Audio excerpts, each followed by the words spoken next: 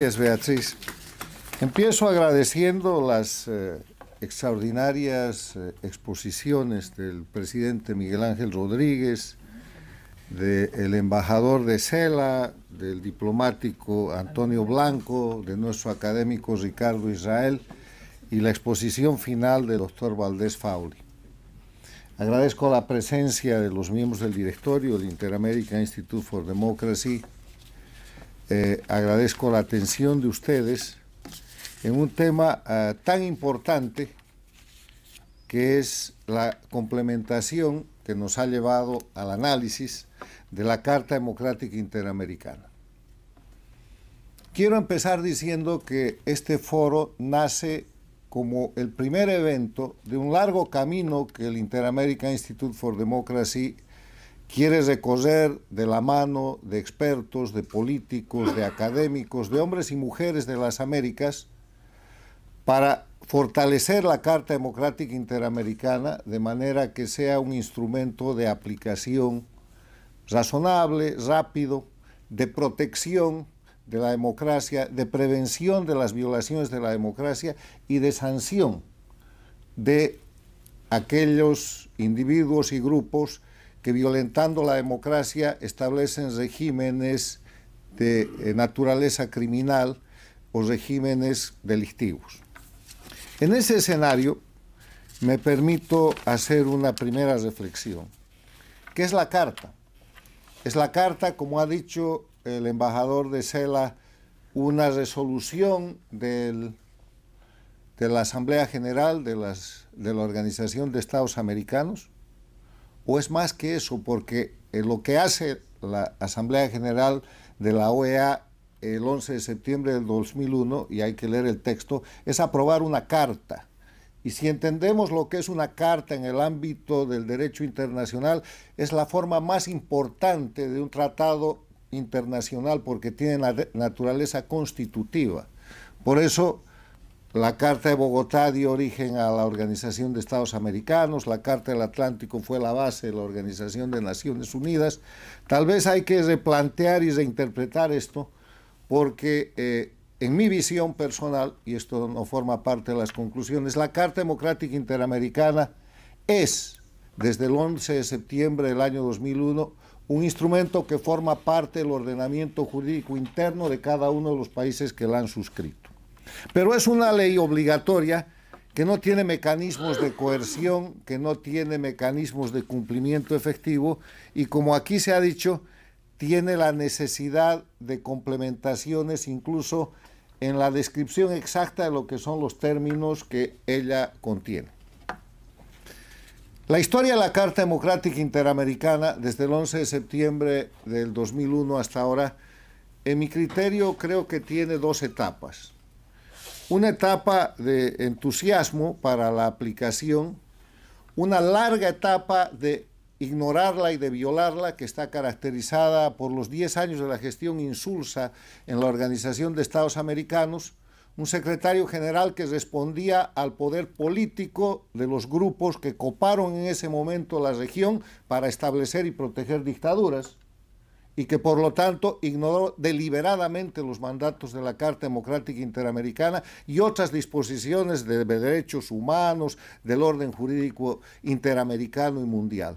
Y después, un momento de recuperación, cuando aparece en escena el secretario Almagro y empieza a encargar y a realizar estudios sobre la situación de Venezuela y Nicaragua, separados, y concluye con el primer informe sobre Venezuela señalando que era una dictadura. Hay más informes de esos, y ahí vemos la reacción de los gobiernos no democráticos de la región de tratar de bloquear la efectividad de la Carta, donde nace la necesidad que hoy día planteamos como el largo camino que deberá terminar con unas propuestas que sean presentadas a la Organización de Estados Americanos para que sobre una base y un equipo de trabajo auspiciado por este think tank, por este centro de pensamiento que es el Inter-American Institute for Democracy, fuerce a los gobiernos, fuerce a los grupos políticos a discutir la complementación de un instrumento tan importante.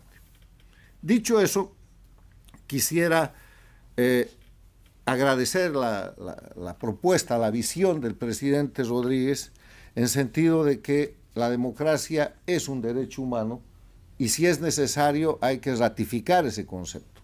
Cuando el artículo primero de la Carta Democrática Interamericana dice la democracia es un derecho de los pueblos de las Américas y los gobiernos tienen la obligación de promoverla y defenderla, la palabra humano no estaría de más, aunque se entiende que es un derecho humano, pero como el derecho internacional es casuístico, vale la pena incluirlo. Y el otro tema que aporta el presidente, además de esta extraordinaria explicación que nos ha brindado, es que la aplicación de la Carta no depende de la decisión política, porque termina dependiendo de los violadores de la Carta o termina dependiendo de acuerdos políticos para proteger a los violadores de la Carta.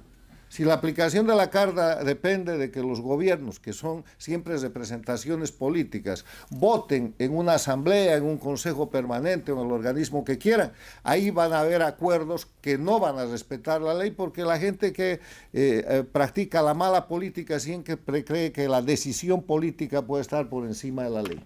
Entonces, gran aporte, presidente, la aplicación de la Carta hay que alejarla de la decisión política y ubicarla en un escenario de derecho, que bien pueden ser la Comisión Interamericana de Derechos Humanos o la Corte Interamericana, que también en el periodo Insulza estuvieron tocadas por la composición de gente que respondía a la designación de los grupos antidemocráticos del socialismo del siglo XXI, liderados por Cuba y Venezuela.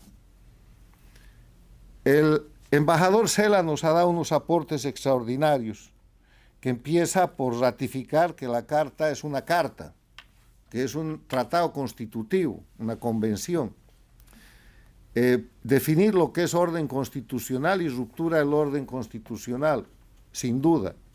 Establecer un mecanismo de alerta temprana, evitar la anuencia del violador, que tiene que ver con quitarle de los representantes políticos la decisión sobre la violación de la Carta, poder activar la Carta a pedido de los poderes legislativo, judicial o de otros poderes de los Estados miembros que no sean los gobiernos o el Poder Ejecutivo. Yo agregaría a eso avanzar en el reconocimiento de que el individuo tiene capacidad procesal en esta materia, que grupos de organizaciones no gubernamentales, sindicales, obreros e incluso el individuo pasen a tener capacidad para solicitar la activación de la Carta en el procedimiento que se determine.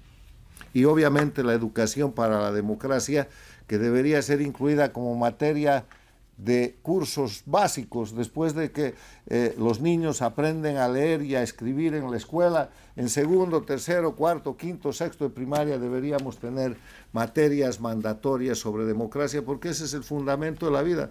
Si se estudia democracia, se estudian derechos humanos. Si se estudia democracia, se estudia libertad. Si se estudia democracia, se estudia derecho de propiedad. Se estudia la posibilidad de que el individuo tenga un futuro. Al doctor Blanco agradecerle su aporte y hacer simplemente una acotación. Distinguir lo urgente de lo importante. Juan Antonio nos ha dado una explicación de lo que es urgente. Hoy día hay gobiernos criminosos, la expansión de la dictadura de Cuba en Venezuela, Bolivia y Nicaragua, hay situaciones que hay que contener. Este estudio que empezamos hoy día eventualmente no sirve para eso, porque estamos empezando a atender lo importante. Mientras seguimos atendiendo lo urgente, vamos a trabajar con un grupo de expertos, con un grupo de estadistas, con un grupo de hombres y mujeres de todas las Américas, para complementar un instrumento que un día será mejor. Y para cuando tengamos ese proyecto de complementación a fines de este año o a principios del próximo año, presionemos sobre lo que es urgente para decir, señores, si tuviéramos estas normas, está aquí lo que podemos hacer. Ahora, sobre eso también un añadido. El hecho de que una ley exista y no se cumpla, o que se viole una ley, como está pasando con la Carta Democrática Interamericana, con lo que son los elementos esenciales, con lo que es la ruptura del orden democrático, el orden constitucional, etcétera, no quiere decir que el instrumento no existe o no sirve. Ayuda y determina, y ese es su valor, a señalar a los violadores.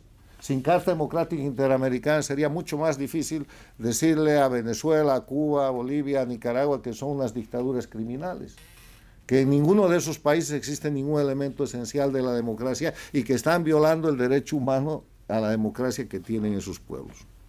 Al doctor Israel agradecerle el aporte de que es posible legislar sobre delitos a la democracia para evitar la impunidad.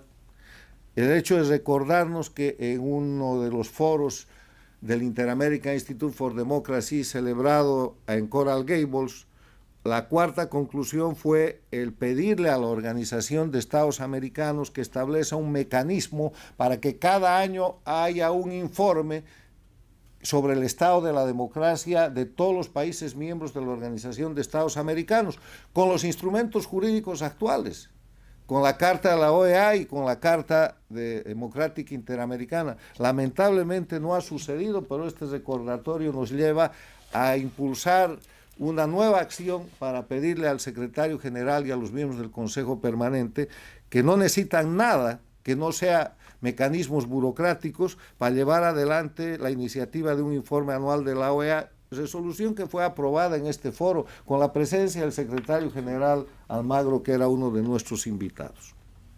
Y finalmente, sobre las opiniones políticas de nuestro distinguido director, el doctor Raúl Valdés Fauli, decirle que lo que produce miseria y pobreza es la falta de democracia. Porque si revisamos lo que es el concepto de democracia en la Carta, que no da un concepto sino 5 elementos esenciales, que son, primero, el respeto a la libertad y los derechos fundamentales. Segundo, el acceso al poder y su ejercicio con sujeción al Estado de Derecho, cumplimiento de la ley. Tercero, la separación e independencia de los órganos del poder público.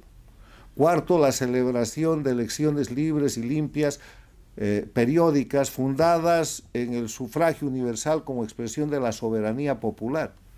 Y quinto, la libre organización política. Vamos a ver que cuando faltan estos elementos y el poder se concentra en pocas manos, en cualquier momento de la historia o incluso en nuestra historia contemporánea, lo que se produce es pobreza y miseria.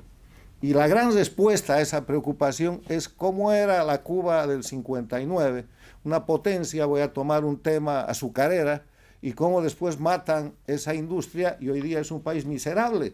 Cuba era miserable antes de 1975 y hoy día es más miserable porque se le ha terminado la subvención que le daba la Unión Soviética, se terminó en el 91, y que le dio Hugo Chávez entregándole Venezuela entera. ¿Qué ha pasado en Venezuela? Han producido miseria en el país más rico de América Latina, liquidando el petróleo como mecanismo de exportación que hoy día produce un porcentaje de lo que producía antes y que aún así sirve para sostener una dictadura. Y los 8 millones de venezolanos se han ido, en mi opinión, porque no tienen seguridad, porque no tienen libertad, porque están amenazados en su propiedad, en su persona, en sus bienes, y porque no tienen futuro para sus hijos. Qué coincidencia con los 5 elementos de la democracia que he enunciado. Lo mismo que en Bolivia y en Nicaragua. Los regímenes dictatoriales son productores de miseria. ¿Saben por qué? Porque esa es su política. Porque si producen miseria, generan dependencia. Y cuando los individuos dependen de un poder central, entonces se convierten en esclavos, como se han convertido en Cuba, que hoy día exporta a los esclavos diciendo que son asesores médicos, deportistas o de otros rubros. Les agradezco mucho y ratifico el inicio de este trabajo. Este es el primer evento del inicio para complementar la Carta.